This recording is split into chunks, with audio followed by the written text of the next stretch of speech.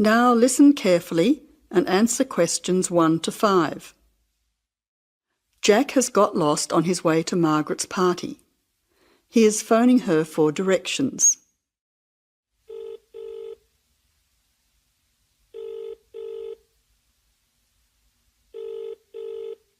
Hello, is that Margaret? Yes, who's speaking? Margaret, it's Jack. I think I'm lost. I can't see a signpost and... Jack, so where are you now? Well, I'm a bit confused about the directions, but I'm at a T-junction. What can you see around you? I can see a pub on the corner. Can you see the name of the pub? Wait a minute, let me see. It's hard to see in the dark. Yes, I can read it now. It's called the Lion's... Head. Oh, the Lion's Head. Okay, well then you're not too far away. Go straight ahead through the traffic lights to the next T-junction. Sorry, I didn't hear you. What did you say? I said just go through to the next T-junction. Okay. Now what? Well, there's a park in front of you and a large 2-story building on the corner. Yes, I can see them. Okay, so now turn left. Hang on, you're coming up the street, so you'll have to turn right. Okay, got it. What's the name of your street? It's Wesley Street, Wesley, number 70. We're the 5th house on the left. You should see a red letterbox and some bushes in front of the house. Okay, 5th house, number 70. I should be there soon. Am I late for the party? It sounds like things are happening there. No, it's only just started. That's good. I should be there in the next 10 minutes. See you soon. Jack hangs up and walks on.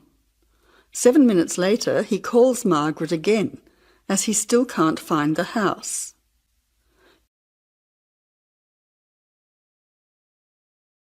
As you listen, answer questions 6 to 10.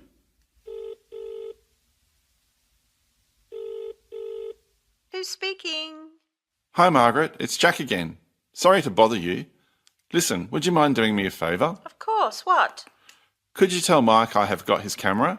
I've tried to send him a text message, but it's not going through. Oh, he's not here yet. Oh dear, he said he'd be there early. He might be lost too. Okay, I'll call him. What's his number? 0482 563379. Oh, so that's 0485. No, 0482 563379. Okay, I'll call him right away. But where are you now? Well, I'm in your street, but I still can't find your house. I can't see the numbers very clearly, or a red letterbox. It's pretty dark. I thought you said it was easy to find. Oh, okay, wait there. I'll come outside and get you. All right then, and don't worry about calling Mike. I'll try to call him now. Hang on, there's someone coming down the street. It looks like Mike. Oh, and I can see the letterbox now. It was hidden behind a bush. See you soon.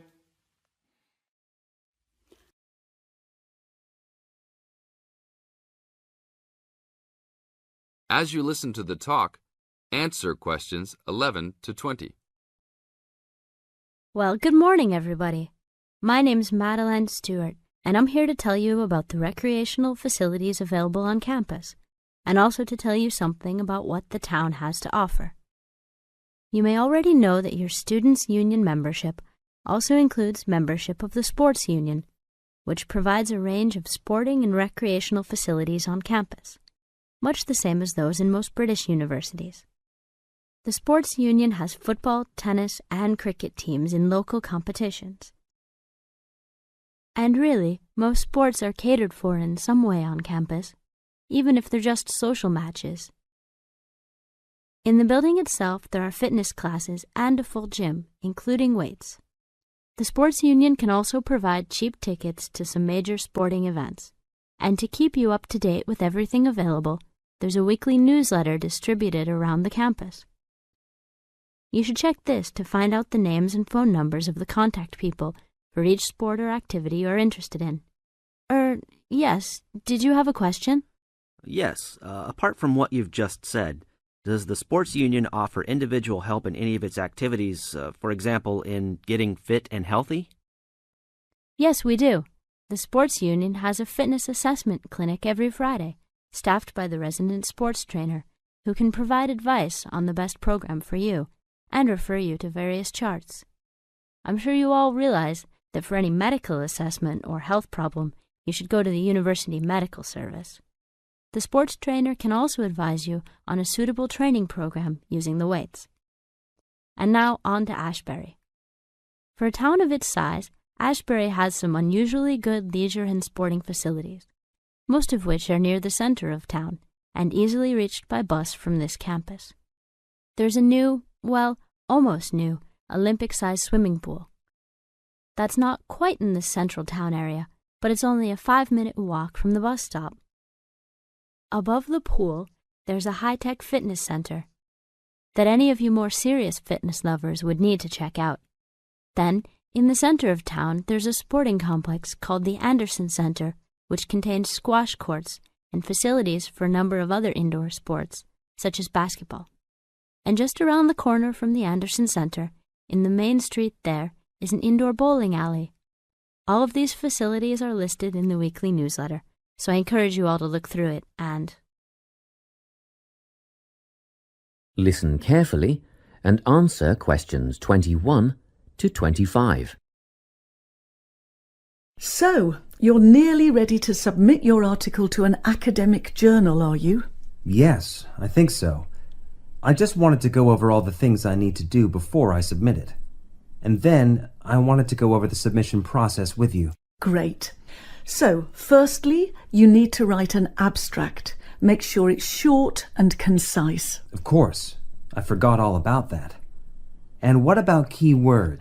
Yes, a lot of students overlook this part and just jot down whatever comes to mind. But take some time to make a list of keywords that are accurate and relevant. Okay. Another thing. Could you have a look at my article before I submit it? Absolutely.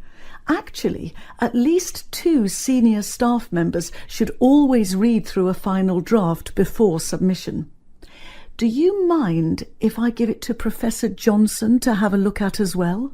Not at all. I'd be glad to have the feedback. Do you know which journal you want to submit to yet? Not yet. I have a short list of about 3 that I'm interested in. Make that decision soon, because you'll need to adjust your article so that it matches the style guide of the journal you are submitting to. I bet that can take a while. Yes, but after that you are just about ready to submit. One more thing, you'll have to sign the copyright form, just confirming that it's your own work, and then you're good to go.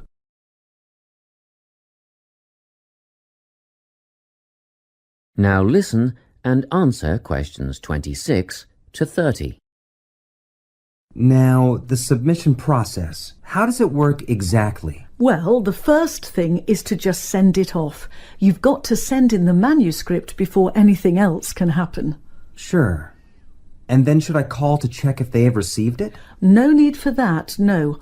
All you have to do is just log on to your email regularly, because you will get a submission confirmation once they have processed the manuscript. And that will have comments on what they thought of it? No comments yet.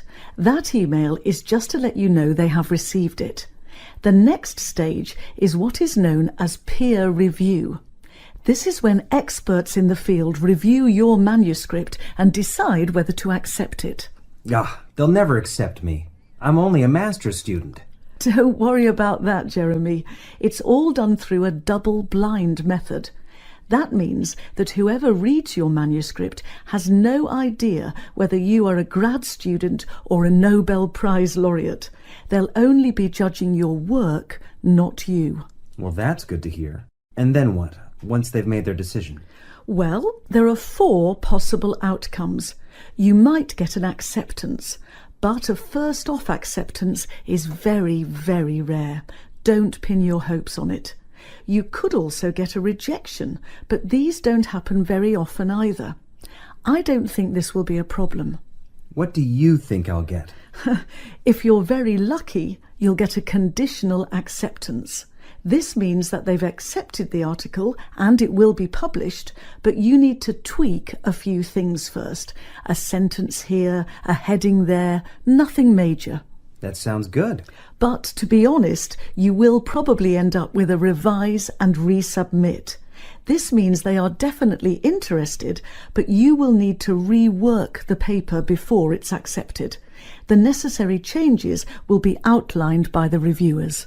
Okay, so I just fix the things that need changing and present it again? Yes, but include a cover letter that discusses the changes you have made. The same goes for a conditional acceptance, actually. It helps the reviewers see that you've taken their criticism seriously.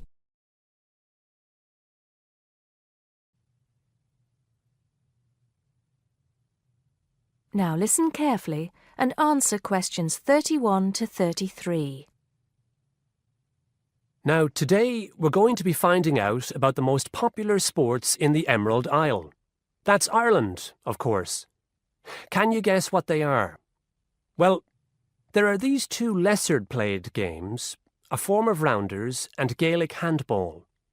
But we'll start with one which is perhaps over 3,000 years old, arriving in Ireland with the Celts, some claim. That may be a slight exaggeration, but I consider it to be the fastest field game in the world, and it goes by the name of hurling. Well, that's what it's known as in the English-speaking world anyway. So, what do you have to do? You've got 15 players on a team, one of them the goalkeeper. Each one has a stick called a hurley. Here you are. I've brought mine along. Had it since I was at school. This is what it looks like, and basically you have to get this ball, called a sliotar, that's S-L-I-O-T-A-R, so it's not spelt the way it's pronounced. You hit it into the net for 3 points, or you can hit it over the net for 1 point. The goal looks like the letter H, with the net under the crossbar. The goalie has a bigger stick than the others to help keep the ball out. You can also catch the sliotar and run with it for 4 steps maximum, or bounce it on your stick. Is that clear to you all? I'll be showing you a video a bit later, so you can see what a game actually looks like. You might like to think of it as a mixture of lacrosse, hockey, and baseball. Oh, and it's played by women too, but it goes by the name of camogie in that case.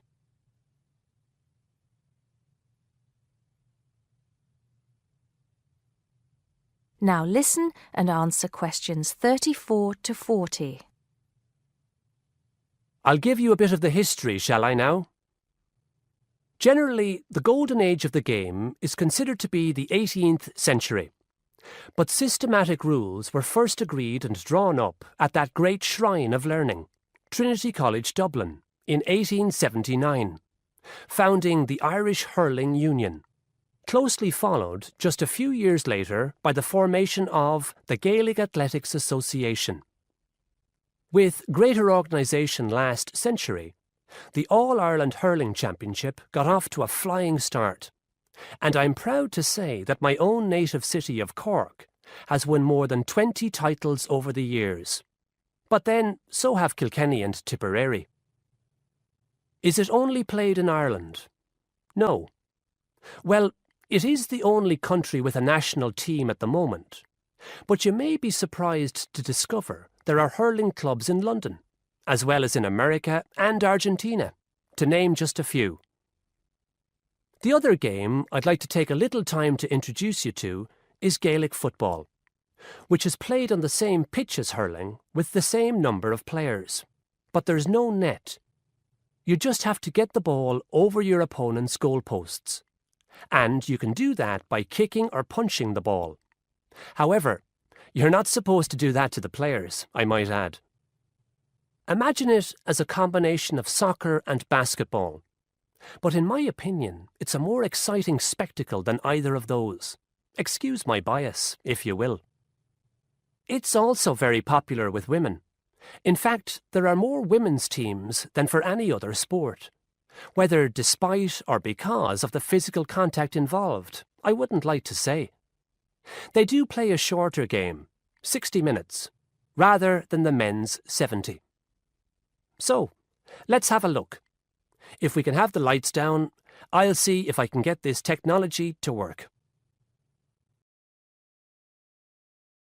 You now have half a minute to check your answers.